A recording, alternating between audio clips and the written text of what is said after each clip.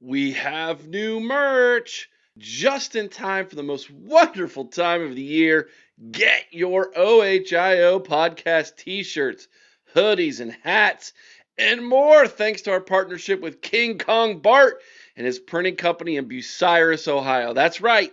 You can now rest assured that when you purchase merchandise from the OHIO podcast, it is being printed and shipped right here from the Buckeye State. And even better than that, you can financially support your favorite hosts. For instance, if you want to support Mika, you can do so by purchasing her Illuminati merch. 50% of all profits will be shared with each host upon payments. Get your new OHIO pod merch by clicking on the link below this video, the link provided on our YouTube channel, or by visiting our website at theohiopodcast.com. Just click on the store link and it'll take you straight to our new online store. So what are you waiting on? Help support your favorite Ohio State podcast, your favorite hosts, and share your Buckeye pride all year round. OH!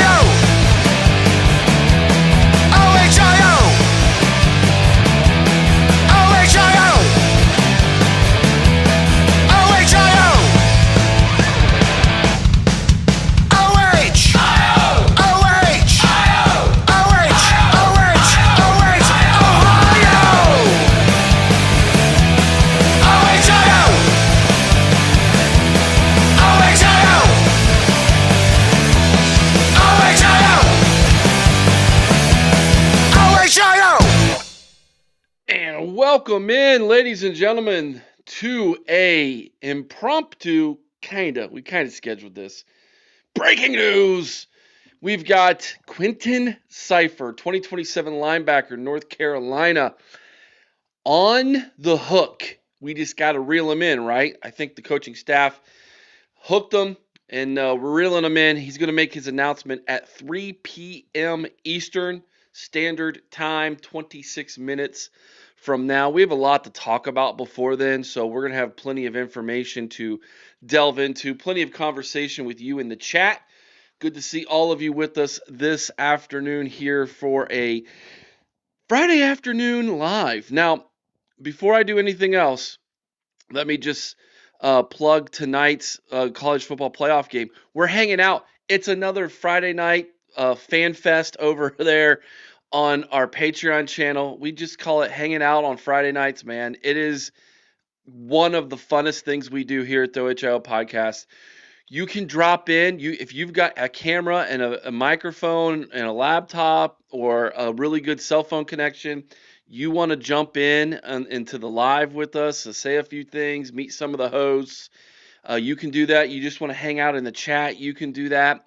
And while this is all going on, we're watching a game, whether it's a Buckeye game, whether it's basketball, whether it's like tonight, a huge game in college football playoff. It is literally like going to a Buckeye-only bar, hanging out with all your friends, man. It's like Cheers minus the drama and all the cool friends that you love that are all Ohio State fans. That's tonight, obviously, during the playoff game over on our Patreon channel. So make sure you're signed up for Patreon and be a part of that great community that we're building over there. Huge news today coming out with this fella right here. Quinton Cypher from Millbrook High School in Raleigh, North Carolina. 6'2", 220 pounds, ranked 151st nationally according to 247 Sports rankings, which we do not care about here at the OHIO podcast. You say, why in the world would you not care about their rankings? Why do you like On3 better? No, I don't think they're any better either. It's because all those can be bought out. They all can be manipulated in one way or another. I trust my own eyeballs. It's what we do. I will explain a little bit more in just a second. But how How about we wish our boy T a happy birthday, everybody? I know I see all in the chat wishing him a happy birthday. Happy birthday, Tyler. What are you, like 30 now? Are you 30? Did you finally hit 30? Good to have Tyler with us. He's been a wrench for well over a year, I believe, for us here at the OHIO podcast. Happy birthday, man. Yeah, there it is. 30 years old today. Happy birthday, buddy. And thank you for your service, by the way, T. We really appreciate that. Um, so one of the things that we do here differently at the OHIO podcast, we evaluate all of our recruits who commit to us. We don't evaluate other recruits. We don't care about the other recruits. If they go to other teams, they are rivals now. They're not Buckeyes. So we wait till they commit. When they commit, we then dive into their films. We watch their games. We watch their highlight film. We break them down over on our Patreon channel in a video, and we give them what we call a BCR. It's a Buckeye Commitment Review Score. We take into account a lot of different things that are relevant to Ohio State fans and Ohio State team. So, for instance, you know, how good was this competition that he played? Does he understand the rivalry between the team up north and Ohio State? How many big name schools actually gave him an offer? That one's a big one as well. Um, Vader evaluates him. Buck Vader. Mika evaluates him. Chris and I evaluate him. We have this giant algorithm that takes all of this into account, which we're currently tweaking right now, and then it spits out a BCR score. Let me share with you last year's BCR scores and our rankings for the 2026 kids. So as you can see, right here, Chris Henry Jr. had the highest score at 98.206. Sincere Johnson was right behind him at 98.091.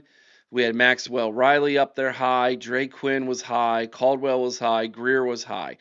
Those 90s are what you would call an equivalent to a 5-star recruit. Now, as you can see, you said, wait a minute, we only had one 5-star recruit. Now, that's where they're wrong. These are 5-star Buckeye recruits. Your 80s, so from 89 to 80, which we ended up having Bradford, Bay, Thomas, Gebhart, Wilder, Ruffin, Bing, Guilford, and Simeon. All of those are going to be guys who are going to make some kind of impact, we predict, on the field for Ohio State one way or another. Might be the first year, might be the second year, but they're probably going to end up playing at some point. Your 70s, 79 through 70, which happens to be McKinley, Santa, Perez, Aki, Boyd, Breed, Fahey, Lauder, Timmons, and Wilhelm. These are developmental guys. These are guys who are going to take some time before they see the field, if they see the field. In your 60s, Ricketts, Rimbert, Smith, these are guys we predict that'll probably end up being portal transfer guys. It's kind of just a little thing that we do that's a little bit different than what anybody else does that's out there. And brass tacks 70-30. I reevaluate them. I just don't have a YouTube show. Hey man, that's good, dude. No, I'm glad you do that, man. I think we should. We should. And one of the things that's going to be really cool about this is when we come back in a year or two and we reevaluate them, like brass tacks is saying, how does it look?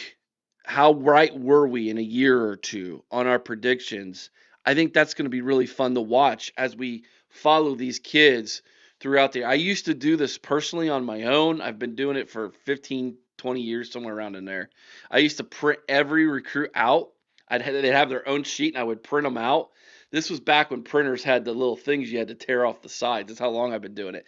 I would put them in a notebook, and then I would follow their career, and I'd be making notes throughout the season, throughout their career, what they did. Did they get in the games? How well were they performing? Things of that nature.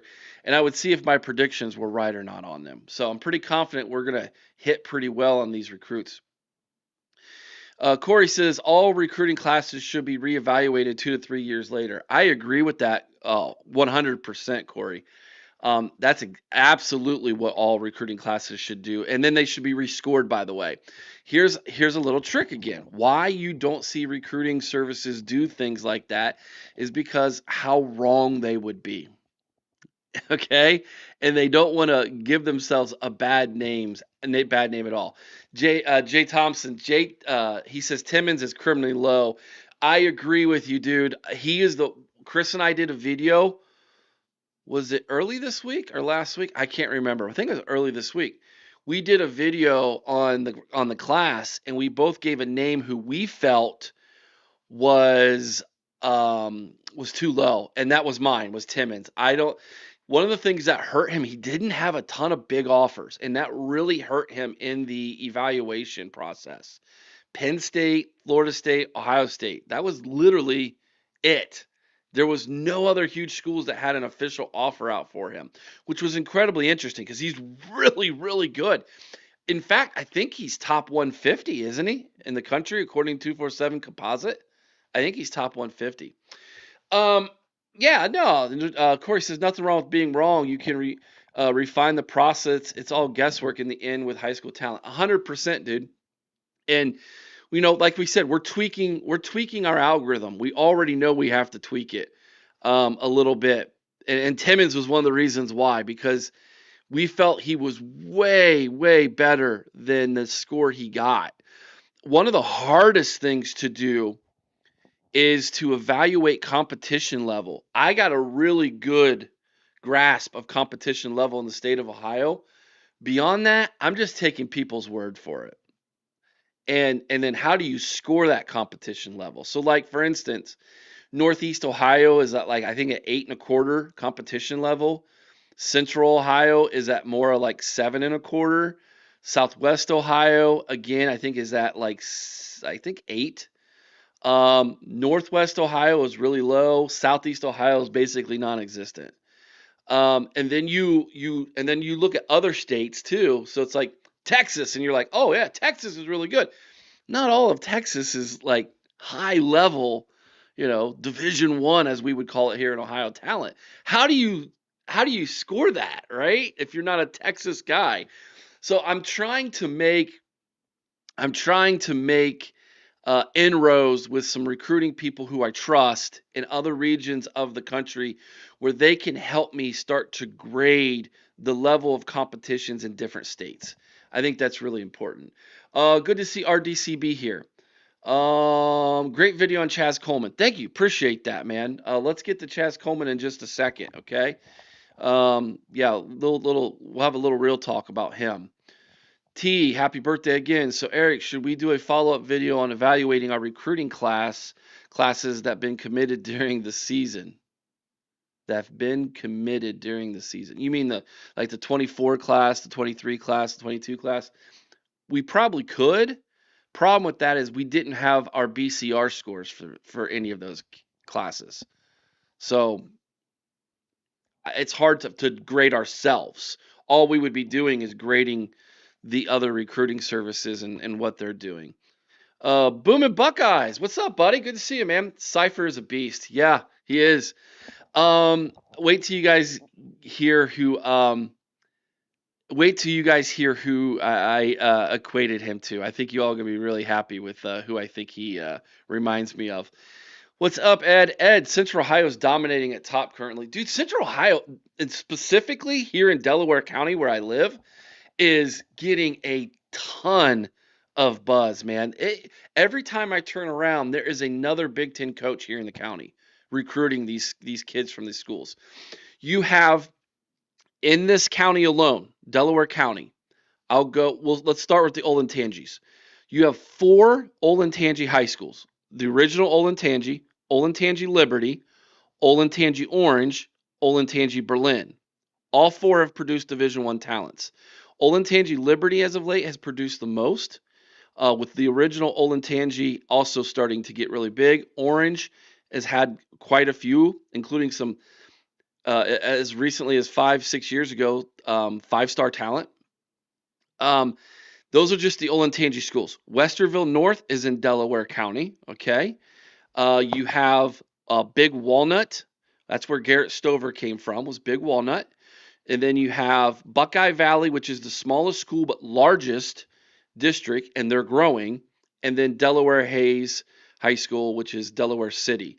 So you have 5, 6, 7, 8 high schools, and I believe, if I'm not mistaken, 6 of them are Division 1. Big Walnut is Division 3, and Buckeye Valley is Division 4 or 5. I'll have to look that up.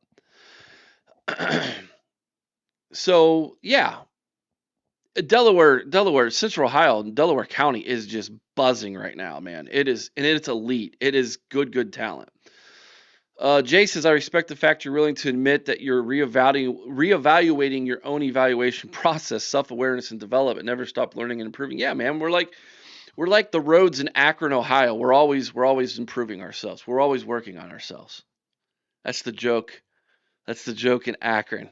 The Akron freeways have been in construction for 30 years and haven't stopped. All right, let's dive into a little bit of some news before the announcement comes down at 3 o'clock. Let's start here.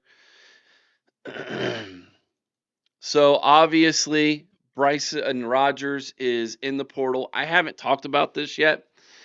I haven't given my thoughts on this yet.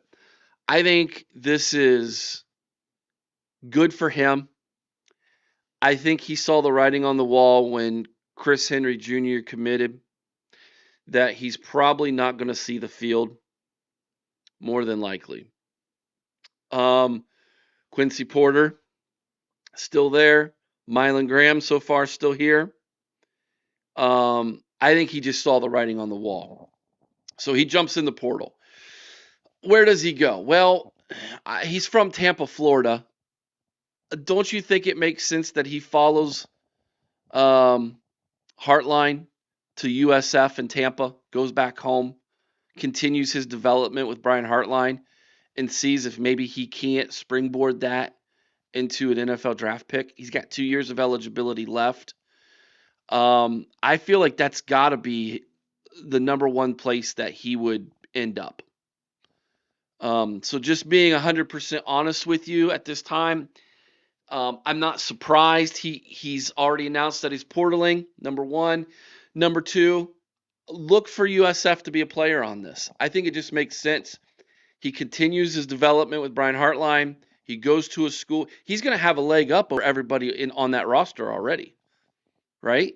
He knows exactly how Brian Hartline coaches, what he expects, what the work ethic is going to be like. He already has all of that in his back pocket. So I don't know. We'll see. I think it just makes sense. As far as his stats at Ohio State, not impressive. Last year, 5 catches, 46 yards. This year, 6 catches, 79 yards, and a touchdown. I believe he had 1 start this year. And that's it. That's all he's ever done at Ohio State. So it's not massively impressive, obviously, but he's got 2 years of eligibility left, and he's been coached up by some of the best in the business. So I don't know. I just think that's where he ends up. And of course, yep, just like we have in this comment here, W.A. Banks, I wish him the best. Of course we do. Absolutely. Unless we were to play him somehow, that's how it goes.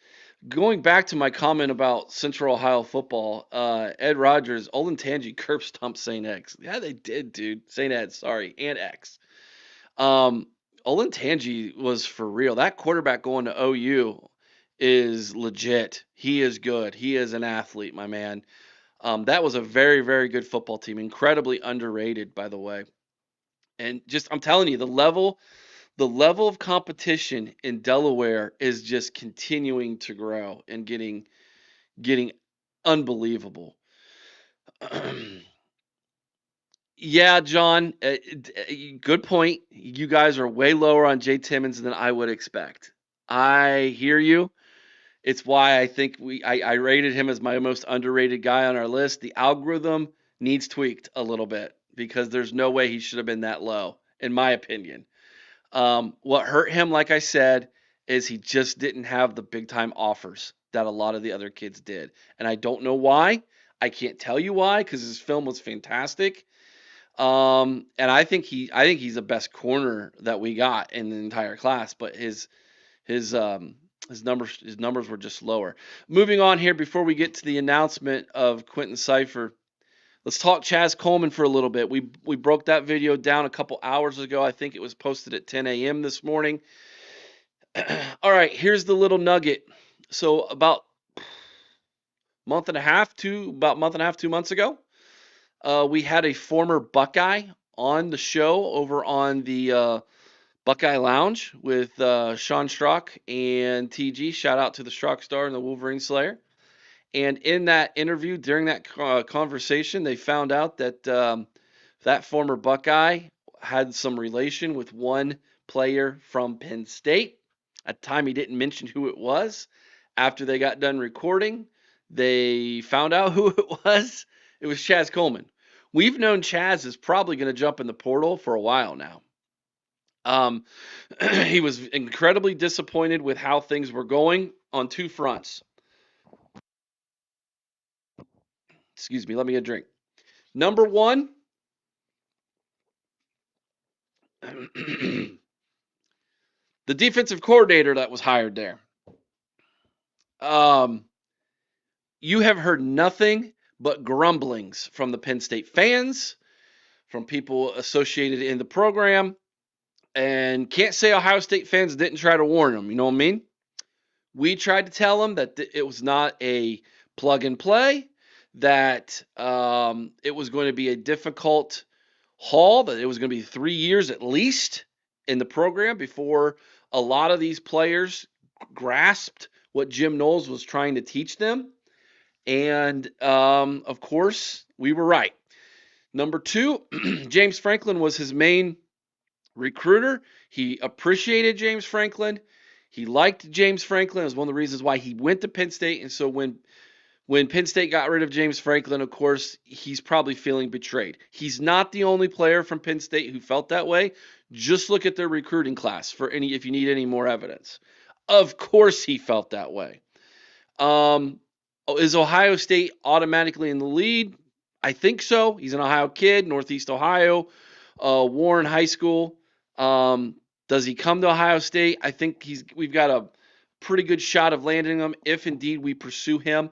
But do not be shocked if Virginia Tech goes after him heavy. Virginia Tech right now is really making a lot of buzz in recruiting and in the transfer portal with how aggressive they are, especially on the NIL front, which is not something that the college football community has been accustomed to. Virginia Tech is really right now really investing heavily in trying to rebuild that football program in the image and likeness of one James Franklin. This kid loved James Franklin. They're going to go after him. I just trust me on that. Ohio State, do they have a better than 50-50 chance of getting him? I believe so, but it's not going to be a slam dunk when Virginia Tech is going to come after him heavy. Can Ohio State outpackage Virginia Tech for Chaz Coleman if they want to? Yes. The question will be, will they see the value in what he has to offer? Thank you, Warren G. Harding High School. Thank you for that. Yeah, it's the official name of the high school he went to. Last year as a true freshman in 2025, he played 9 games, only had 150 snaps. Very good numbers for 150 snaps, mind you. 8 tackles, 3 TFLs, 3 QB hurries, 1 pass deflection, 1 sack, 1 forced fumble, 2 fumble recoveries. Pretty good numbers as a true freshman in the Big Ten. How does that equate to Ohio State? I think he's in the 2 deep day number 1 if he decides that he wants to be a Buckeye. I made the video and saying we poached him. A lot of Penn State fans are saying we tampered with him. Michigan fans are jumping on you were tampering with him because of the video that surfaced of him walking off the field at the shoe, and there was an arm around him with a red coat, which is absolutely hilarious if you ask me, that if you think that is what was going on there. It obviously um, was not. How many games did he miss because of injury this year? I think it's 3. I think he missed 3 games total due to injury. It wasn't tampering, dude. I've heard several stories as to why that guy sought him out and talked to him. I think one of them was because he was a family friend, is what I've heard. Like maybe he played with his father or something like that. And you can tell in the video he points to a section. I think he was telling him where he thought his parents were sitting. So I don't know if that's true or not. That's kind of what I heard. But give me a break on the whole tampering thing, talking to the kid after a game. Have you not seen it happens every single football game? Players come to the center of the field, unless they're Ohio State, Michigan players. They shake hands. They see former teammates. Even coaches who recruited certain kids will seek them out and shake their hand and be like, "Hey, man, it's good to see you. I'm glad you're doing well. How's the family?" You have to keep relationships that you're building in coaching open, given the era we live in. And spare me the whole you guys are tampering thing here. Everybody's doing it. How many times did Jeremiah Smith field phone calls, or at least his agent fielded phone calls, talking about the fact, hey, what's it going to take for you to leave Ohio State? Right? Carnell Tate in Oregon. That's well documented. Did anybody do anything about Oregon contacting Carnell Tate and trying to get him to leave Ohio State and go to Eugene, Oregon? No, of course no one did anything about it. So quit crying that you fired your coach. You literally fired your coach. He's walking off the field and he talks to a redcoat, and you expect me to believe that somehow he's tampered with? Give me a break, man. That's insane to say that, but it's the world in which we live in, I guess, right? 2:58 p.m. Eastern. We are just a couple minutes away from hearing what school Quinton Cypher is going to go to. Let me share this. This is from an article. It's a quote from an article, 247 Sports Miami. This was written by a Miami 247 Sports writer, and he quoted him in saying, this is a Quinton Cypher speaking, "I'm really confident in my decision." This was about a week or so ago. "I'm really confident in my decision. I started my recruitment early, and I have a great family, so I've visited all around the country, and I have been blessed to see a lot." Does anybody know where you can find his announcement? Right here. We are going to be trying to tap into the audio, so you'll be able to hear the announcement. Of course, we can't show it. We don't have the rights to the video, but we can at least give you the audio, and hopefully that will be suffice you. If not, you can go look it up. I think just a Google search will find you what you need. Any word on Carter Meadows optioning out of his letter intent? No word yet. What I have been told is that a lot of the Michigan recruits are just on hold. They're just waiting and seeing what happens to Michigan. Who do they go with, right? More than likely, it's going to be someone they have zero relationship with, a coach they don't even know. And then who does he bring in for his staff, and how quickly can they transition into trying to talk these players into staying? Obviously, we would love to see Carter Meadows come to Ohio State. He was one of the kids I absolutely wanted to be a Buckeye. So hopefully that happens. But let me get back to this quote. So Quinton is what he's saying here is that he took a ton of unofficial visits around the country.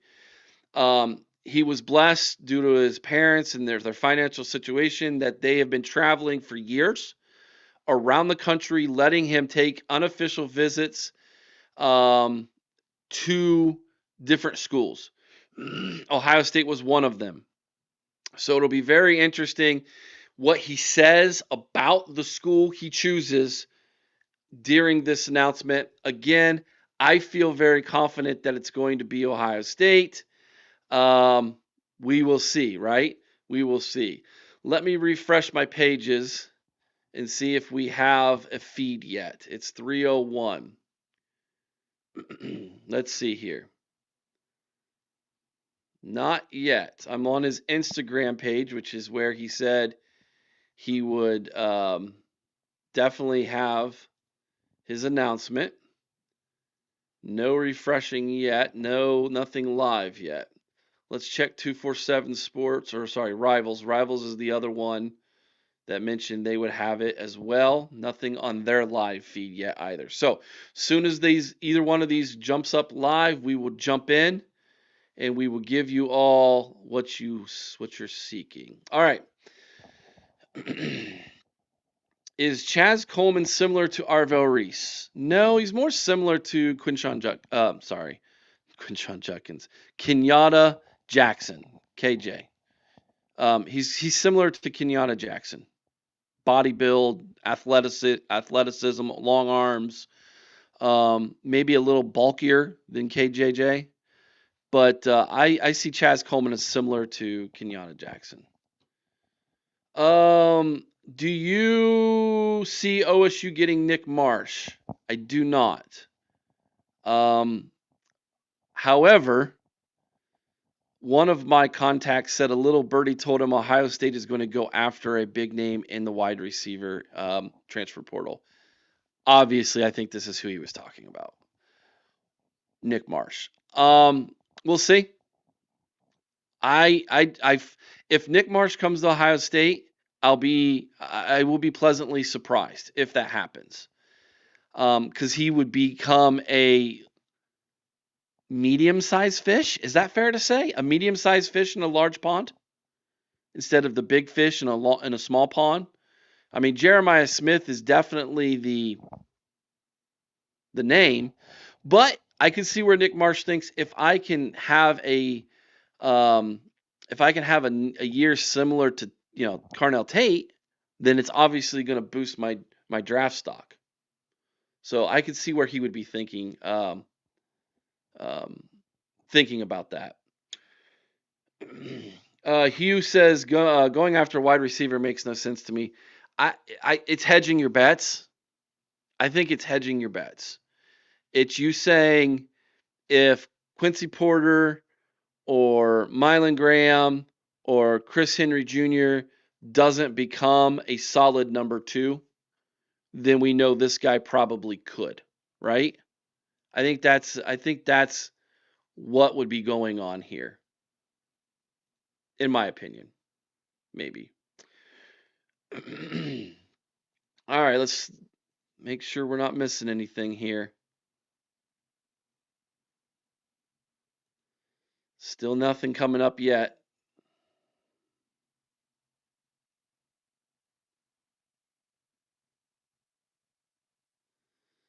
Oh, that was nice. A personal invitation to come to his high school. Cool.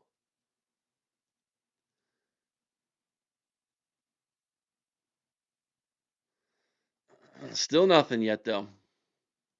We're still looking. Rivals, still nothing yet on their live feed. All right, let's keep trucking here while we wait. John Hatfield, I'm hoping the new receivers coach does more rotations. I'm hoping he does too if it benefits the team. If it doesn't, then I'm okay. I'm okay with him keeping what he currently has, if that makes sense. I don't know. Sometimes it makes sense. I mean, it helps with development of players, obviously. When you're rotating more players, you're giving yourself a better opportunity to develop those guys and get them ready to play, having meaningful game snaps, obviously.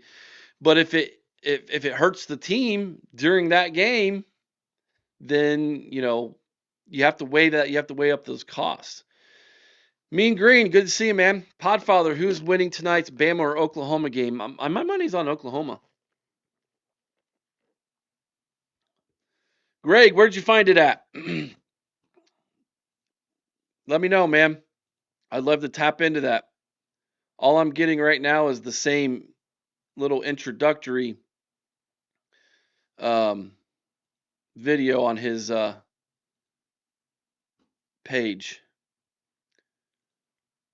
Rivals still nothing.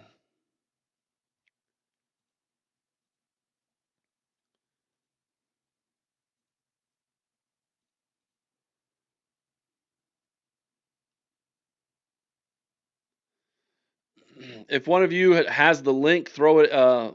Copy the link into the chat. I'll see if I can't do a quick search for him here too.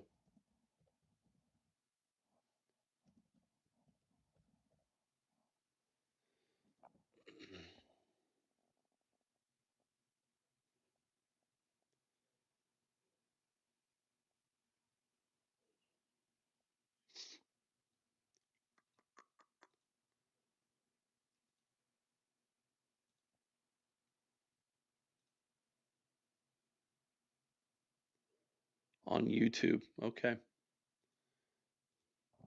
Quinton Cypher Announcement. Let's see what we got. Oh, there it is. Okay. Cool. Got it.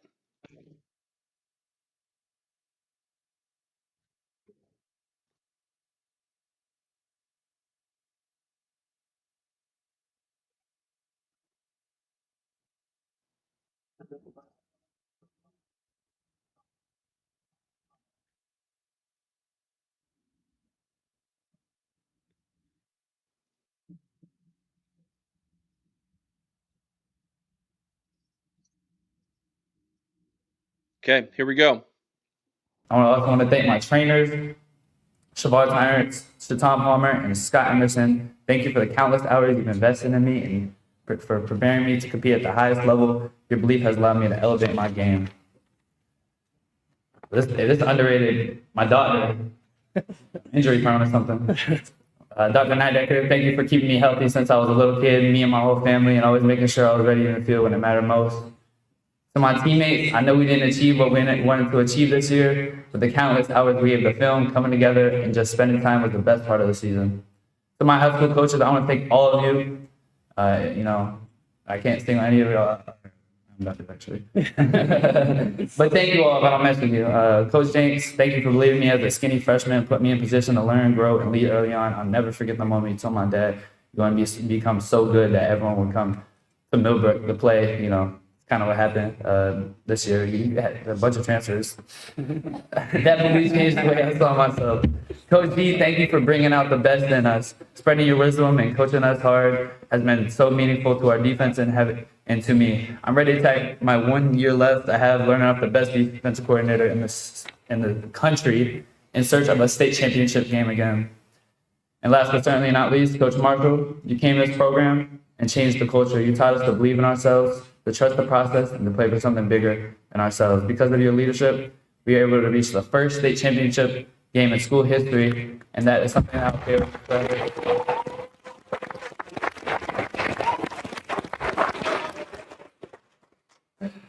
Finally, I want to thank my mom, Tara Cipher, and my dad, Paul Cipher, along with my siblings, Ellie, Sophia, Holden, and Sander, and the rest of my family. Thank you for loving me when this journey felt overwhelming, for sacrificing your time, your energy, and so much of yourself so I could keep going. You showed up for me in ways I will never forget. Through long days, late nights, long drives, and moments when I doubted myself. This journey didn't just change me, it brought us closer together and reminded me how blessed I am to have a family that never gives up on me. I carry your love and support with everything I do, and I'll forever be grateful, and I want to thank everyone for being here. With that being said, I am blessed to have these great schools recruit me, but I can only pick one. So for the next 3 to 4 years, I will be continuing my academic and athletic career at The Ohio State University. There we go. The audio is terrible right now because everybody's cheering or booing. They're all wearing Buckeye gear. Oh.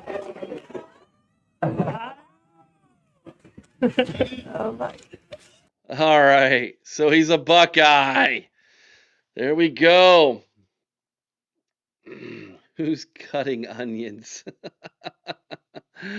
Oh, there it is. There's your boom, everybody. Oh man. So huge linebacker. Now what? I can't wait. I've been dying for this. Our new graphics for 2027, the class of 2027. Quinton Cypher, 4-star linebacker, 6'2", 220 from Millbrook High School out of Raleigh, North Carolina. 151 is his current 247 ranking. 168 is his on-3 ranking. He does not have an Ohio Pod score yet, or a ranking in the class. That is yet to come. Buckeye comparison. Here you go. Bobby Carpenter, and I don't just say this because of the hair, okay? He is Bobby Carpenter out of high school, made over 6'2", 220. Go look it up, man. That was Bobby's size, man, out of high school. And he plays with that same tenacity that Bobby Carpenter had. Huge hitter. Mika, our recruiting expert, here's what she had to say in her breakdown of Quinton Cypher. She said a linebacker and tight end who is a very twitchy athlete, tackling machine with the ability to blitz off the edge, covers wide receivers all sizes well, disruptive in the run game, and has a physical style that forces turnovers. Also used as a running back on occasions. Love his tenacity on the field. I think he's a guy that could contribute early on special teams. Also, Quinton is a state champion. So, Quinton Cypher, there is his graphical breakdown here on the OHIO podcast. He's a Buckeye. And I'll tell you guys, I think that's number 8 so far in the 2027 class. We're just now getting started on that. I like to have a clean separation between one class and the other. In my head, it makes more sense to do it that way. So as soon as we had the ability to kind of turn the page from 2026, we're starting to dive into 2027. This is a big get for Ohio State. Grandpa Buck, good to see you here, my man. So glad we got Laurinaitis. He is killing it. He is literally doing to the linebacking room what Brian Hartline did to the wide receiver room. It is identical what he is doing, man. He has brought back linebacker U to Ohio State. Keep in mind, it was 3s. James Laurinaitis, the little animal, 33. It was him that fought to bring Sonny Styles from the safety position into the linebacker room. It was him that fought to put Arvell Reese in the linebacking room and take him off the defensive end edge rusher position. Those were his desires. Those were his moves. And both of them were named first-team All-Americans and will have Buckeye trees in Buckeye Grove this year. The dude can recognize talent. He can develop talent. He is doing a crazy job there at the linebacker room. When it comes to Quinton Cypher, Jay Tom says, give me a crazy Bobby 2.0. Right? That's who this kid is, man. I looked at his film. You look at his makeup, how he plays the game. Watch his highlight film. You're watching Bobby Carpenter back in the day. We'll see if he develops into that. But he is a big hitter, and he's really athletic. If anything, he might have a little more athleticism than what Bobby Carpenter did, because he can cover too. And he plays both ways, just like Bobby did. So, yeah. Brian says James is a future head coach. Yes. I don't know if he's a future head coach at Ohio State, but he's going to be a head coach. I think he probably will take a similar route to what we saw Brian Hartline do. Probably future defensive coordinator for a year or two and then off to being a head coach somewhere. Barnfly, OSU is linebacker U. We used to be. We need to be again. We're quickly coming back to it. Absolutely. When you have two first team All-Americans in your linebacking room in the same year who are going to get drafted more than likely both in the first round, we know Arvell Reese is going to be drafted in the first round. I see no reason why someone won't take a flyer on Sonny Styles late in the first round.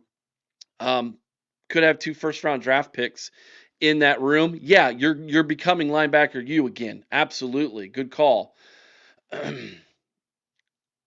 I know I'm dating myself by saying I was a huge Road Warrior fan. Dude, how about the fact that you call them Road Warriors, but I know them as Legion of Doom? How about that? Now I'm really dating myself, right? Calling them the Legion of Doom. Yep, Barnfly, I agree. I think James Laurinaitis is probably the next defensive coordinator at Ohio State. I think that that's exactly what he's being groomed for. So there you have it, folks. He's in the fold. We have a new linebacker in the class of 2027. As breaking news, as expected, Quinton Cypher decides to choose Ohio State as being a Buckeye. Lunatic Fringe says next year's starting linebackers are Riley Pettijohn and Peyton Pierce. I agree. They got the most snaps after Sonny Styles and Arvell Reese. Peyton Pierce, when they were running three linebackers, was the third that they would go to. I know that threes, when I say threes, I'm talking about James Laurinaitis, by the way.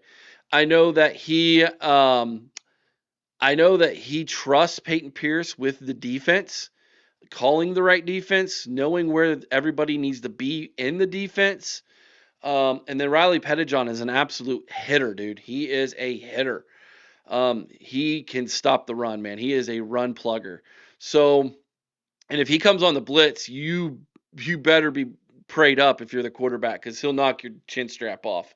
Riley Pettijohn is for real. Let's see. Let's get to some of your comments. Corey says he is currently a recruiter and developer extraordinaire. Yeah, he's getting there, man. He is getting there. The pencil has more toys to play with. I haven't seen that before, but how about we all know exactly who you're talking about, Matty P, when you put pencil in there. That's fantastic. I'm gonna have to start using that, Barnfly. Very cool. Hey, Podfather, heard anything from a kid from Jackson, Ohio, committing at wide receiver? I have not, but doesn't mean that we won't soon. But I have not. Legion of Doom says Jay. How about Legion of Boom, the Seattle defense? What a great nickname that was. That was a great nickname. One of the best, Legion of Boom. Let's see here. Let's get to more of your comments. Matt deserves the biggest bag in college for DC, 100%. If Jim Knowles was considered the best defensive coordinator in college football, how is Matt Patricia not take that crown away, right? I mean, he has to. How long do you think we keep Matt Patricia? At least one more year. He signed a 3-year deal, and Ryan Day asks all of his coaches when he hires them to at least give him 2 years. He picked that up from Urban Meyer. Obviously Chip Kelly kind of poo-pooed that when he was here 1 year and was gone. So we'll see. We'll see. I think we're going to get at least one more year. I know Penn State at least wanted to interview him. I don't know if they got around to actually doing that interview or not. I think they did. At least that was the rumor. But at least one more year, I would think. Buck Vader, our insider. What's up, V? BV, everybody. He's the man. He's the one who's got the contacts galore. He says, I love this pickup. Yeah, this is a huge win, man. Yeah, huge win. Rockstar Jim who? Exactly. Hey, you want to talk about a fan base who is PO'd with me? Tennessee. I did a video on the College Huddle where I told them that it was a bad hire, and I gave 3 reasons why I felt it was a bad hire for them. And I laid it all out with numbers, statistics, reasoning, with graphics and everything. And boy, oh boy, are they roasting me in the comment section. That fan base, out of all the fan bases I've dealt with, obviously Michigan's is the worst. And a close second is Tennessee. Even worse than I would say Indiana. Although Indiana right now is pretty bad to deal with. Speaking of Indiana, do you see potential rematch with Indiana? Kenyatta, Kenyatta Wells. No, I don't. I am worried that Indiana is too content with what they've already accomplished. I also think that if they end up with a rematch against, if let's say Oklahoma or Alabama, whoever wins, they happen to get past them. I think a potential rematch with Oregon spells bad news for them. I think Oregon is getting healthy at the right time at the wide receiver position. I think they learned some things in that loss the first time they played Indiana. I think Oregon's going to go on a run, ladies and gentlemen. I have Oregon winning that bracket. I think Oregon's going to play for a national championship. I don't know. Call me crazy. By the way, I've been wrong before. I did not have Notre Dame playing for a national championship last year. But I feel like Oregon is right in the mood for a run. Brass tacks. Matty P is going to have fun with this year's and next year's recruiting classes. Yes, he is. He is actually becoming a really good recruiter. I didn't think he was going to be this good, but yeah. So he's legit. Ryan Day's Championship Beer. Do we have 200 subscribers yet? I'm going to ask this question like Tyler wanted to know about the Michigan punishment. No. It's slow going over on Patreon, RDCB. For some reason, people look at that $5 and they're just like, eh. And I'm like, man, it is the best value in Buckeye Nation. You're not going to get a better insider, more message boards, extra videos and content, blogs, all of that for $5. It's the best. It's the best. But trying to convince some people of that, man, it is absolutely crazy. Let's see. Buck Vader says, I love the Tennessee video. Yeah, go read the comments over on the College Huddle, guys. My College Huddle channel. I really fired them up. John Hatfield, can you believe Texas fired their DC yesterday and hired Muschamp? Nope. I am not surprised by that at all. By the way, did you all hear the newest Texas news? This is crazy. This is crazy. Apparently, Arch Manning's NIL deal was $6 million this year. He reportedly is taking less NIL next year in order for them to spend that on people in the transfer portal. How about you didn't? How about you should give at least $5 of that mill back, bro? How about that? The way you played. Crazy world we're living in, man. Crazy world. Dan Lanning's feelings would be so hurt if he got smoked by Ohio State again. Yeah, no kidding, right? Plus, we're all complaining about Brian Hartline, our OC. Is he here? Is he not here? Kind of what's his true involvement and attitude, and am I all in or am I not? We're all complaining about that. Oregon lost both their OC to Kentucky and their DC to Cal. They lost both of them, and so both the OC and DC are doing the exact same thing that Brian Hartline's doing, trying to basically build a team, build a roster at their new school while also still coordinating at their old school. We'll see. We'll see if it makes a difference for them.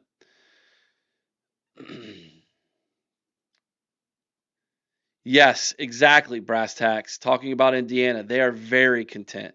Their fans talk more about the Big Ten championship than the playoffs. Yes, my point exactly, right there. And I've been corrected. It's not Notre Dame. It's Notre Lame, says Mean Green.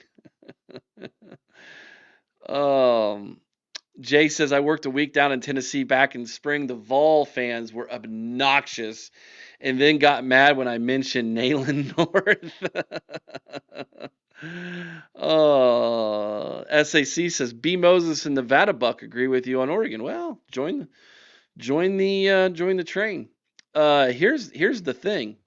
I've been thinking about this for a while. I'll be interested if they mentioned it.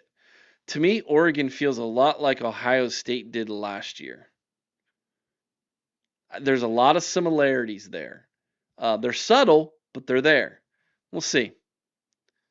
Shockstar says, guys, it's worth it. I'm assuming he's talking about our Patreon. Jay says, I'm down for another Bucks Ducks national championship game. Absolutely. Ducks versus Bucks, the Nike Bowl, the best new rivalry in college football, hands down. It would only add to that label of being the best new rivalry in in college football. Jay, forget $5. Drop 20 on our boy Boggsy. Yeah, I mean that helps a lot. It does help a lot. Ooh, look at this. Buck Vader says I'm going to drop it from 200 to 150 for RDCB. Nice. Brass tacks, Eric. If you're a recruit and Matt Patricia sits in your living room with his Super Bowl rings, and he coached Richard Seymour, Vince Wilfork, and the McCourty twins, need he say more? Nope. Just could do this. That's all he's got to do.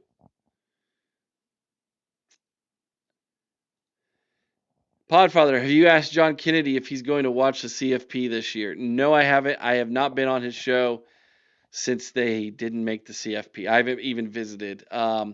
Sad note, dude. His channel got busted for by YouTube for a what do they call that when you don't follow their guidelines rule break. Yeah, he was on a live stream. They shut his live stream down, and he has no idea why. That new YouTube algorithm web crawler is a disaster. It's one of the reasons why we're really trying to push Patreon, because if I could wake up one morning and my YouTube channel is gone. Gone. All my subscriptions, all the subs, all the videos, just pulled. Happened to Matt Be Great earlier this year. Happened to him. Happened to John Kennedy. Happened to Zach Smith. Those are just three people I know that lost their channel this year. Now, thankfully, Kennedy's got his channel back. So does Matt Be Great. But yeah, you just never know what could happen. So trying to protect against this happening and hurting us by making sure we have a Patreon channel is the whole idea behind it as well. The linebacker out of Cincinnati, Antoine Higgins, is a recruit on Ohio State radar, asked Don. Yeah, definitely. He's a horse. In fact, I do a thing, Don, in January every year after I watch everybody's junior films and games and everything. I call it my 5 fabulous freshmen from Ohio. 5 can't miss freshmen. He is definitely in consideration to be on that list. It's not just the 5 best in the 247 rankings or on 3 rankings. Or I take the 5 guys who I feel are the can't miss freshmen for Ohio State. Definitely considering him. Last year we got 4 out of the 5. Can you imagine how John Kennedy yelled? He was dumbfounded. He was confused. He didn't know if it was like his computer was going bad, if it was YouTube he had no idea what happened. Yeah. Yeah. Eric, don't upset YouTube. I know, right? It's scary. I should probably do a wellness check on John Kennedy. He's all right. I saw he was running a live today. He's all right. Tyler says, Eric, Quinton's hair. I wish I could grow hair like that. I might have to get a wig, and we all get Quinton wigs. How about that? What is State of Ohio 2027 top football recruits look like for the Buckeyes? Great question. 2027 class is not as deep as 2026, in my opinion. There's a couple good guys at the top. It's kind of top heavy with a handful of guys, and then it feels like there's a really big drop off. Ohio State has gone in early on the 2027 class in the state instead of trying to um, circle back around late. I think they've went in early on purpose because they've kind of looked at the class and said, here's who we have, here's who we want. So, um, hopefully we get the 8 or 9 guys from Ohio who we want. We get them early, we get them locked in, so that we can spend more time, resources, energy nationally like we need to. Wish we could get a rematch with them. I think he's assuming Indiana, but they could lose to either Alabama or Oklahoma. They could. They could lose that game. And if they don't, I think they get beat by Oregon. Don't sleep on Texas Tech either. Texas Tech very well could beat Oregon in the second round. Like, Texas Tech defensively is a monster. That is a really, really good defense. And they're going to have a giant chip on their shoulder because everybody's kind of like, you didn't really deserve a bye. You play in the weakest conference. You're the lone Big 12 team. Y'all throw tortillas in the air. You're weird. Like, there's going to be a lot of Texas Tech hate in this thing, and they're going to play with a giant chip on their shoulder. And they're a good football team. I've watched them several times this year. They're very good. You don't think they're in on Antoine Higgins? Really? I beg to differ. I think they are. I definitely think that they're trying. Yeah. But today might tell you otherwise too. I don't know. We'll see. I like the kid though. I really do. I like his makeup. He's a monster. He's going to be a really, really good football player at the next level. Right now we're recruiting against Oregon and Notre Dame. It seems like for Higgins, yeah, we're going to be recruiting against them for all the good guys in Ohio. Look, listen, I know Chris has a thing when it comes to the Notre Dame coach, okay? Uh, he knows what he's doing. He is a very, very smart football coach, and he is one heck of a recruiter. That is going to be, especially if Michigan takes a step back, ladies and gentlemen. If Michigan takes a step back in their recruiting, who fills that void? I'll give you 2 names right away. Obviously, Marcus Freeman at Notre Dame is making inroads in the state of Ohio. He's a former Buckeye. He knows the state well. He recruited it when he was at Cincinnati. He's been recruiting it here when he was at Notre Dame. He recruited it when he was at Purdue with the lower level kids. He knows Ohio, number 1. Number 2, do not be surprised if Michigan State attacks Ohio the same way D'Antonio did now that Patty Fitz is there, and he looks at job number 1 is to beat your rival from Ann Arbor. How do you do that? You get a bunch of pissed off Ohio kids who already have the hate for that team instilled in their hearts, and you bring them in and you develop them in East Lansing. That was D'Antonio's recipe for success. Do not be surprised if Patty Fitz doesn't try to copy that and do the exact same thing. And by the way, I'm here for it. I think Patty Fitz at Michigan State is a perfect match. Corey says he literally left him off his top 6 list. I know. Just patience. Patience with that one, okay? I know Ohio State is not out on him. They are trying their best to get back in, and I think they can, okay? So hang tight on that one, okay? Do I think Marcus Freeman leaves Notre Dame for the Giants? I do not. I think he stays right where he's at. Do you agree the CFP is far different animal than the regular season or any other game? Yes, I do. I think it's NFL light playoffs, baby. And I think Ryan Day knew that, understood that, and had the team ready for that last year. And I think he was trying to do the same exact thing this year, getting up to that point. So we'll see. Man, you guys are awesome in the chat today. come to come to Notre Dame, where we're scared to join a conference and can't beat Ohio State. Yeah, that's accurate. RDCB, Michigan State, Notre Dame, and Ohio State will have Michigan in a heck in recruiting and on the field. Yeah, it sure looks like that's what it's going to be heading on to. Grandpa Buck, right on, Eric. D'Antonio did well with that mantra. He did. He did well enough. He beat us a couple times, if I recall correctly. So he knew what he was doing, man. He knew what he was doing. All right, guys, that's it for now, man. I appreciate all of you hanging out with us, joining us today. That was a lot of fun. We hope you got a lot from that. Hope you enjoyed it. We got another one in the fold. Thank you so much for watching. Make sure you like the video if you haven't already. Please subscribe to the channel if you have not as well. Thank you to, we had 50 new subscribers yesterday. If you're one of them, thank you for subscribing. Make sure you go check out the video that we made earlier today. I think you would appreciate that. You'll like that as well. And of course, please consider joining Patreon and hanging out with us tonight. We're going to be watching. Yeah, you can literally watch the game over there with us. We're going to be watching the Oklahoma and Alabama game over on Patreon, hanging out. We'll have people coming in and out, joining the panel. We'll have like 4 or 5 people watching the game, hanging out in the chat. It's a lot of fun. It's another Friday night hangout over on Patreon.